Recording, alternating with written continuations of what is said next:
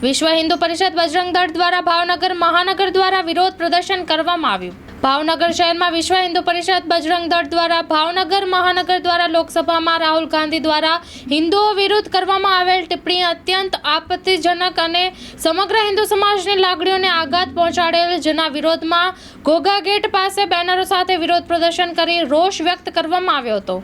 અરવિંદ રાઠોડ, વિશ્વ હિન્દુ પરિષદ ભાવનગર મહાનગર મંત્રી, જે સંસદ ભવનની અંદર જે વિપક્ષના નેતા રાહુલ ગાંધી જે પોતાની જાતને એમ કહેતા હોય કે અમે ગોત્રથી હિન્દુ છીએ, એ જ વ્યક્તિ જો હિન્દુ સમાજની ઉપર એક કલંકિત આક્ષેપ કરે કે હિન્દુ જે પોતાની જાતને કહેતા હોય એ હિંસક છે, તો આ શબ્દ એના માટે આ બરાબર ન કહેવાય।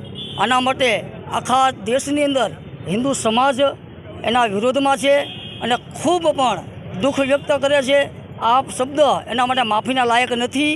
તો આની ઉપર ફરીથી આવા શબ્દ ક્યારે આ ના બોલે એના માટે કાંઈના પણ કાંઈ સંસદની અંદર કાંઈ કાયદો બનવો જોઈએ અને ફરીથી આ કૃત્ય ન કરે એના માટે હિન્દુ સમાજ સતત આ વિરોધ કરતો રહેશે અને કરશે। જય શ્રી રામ।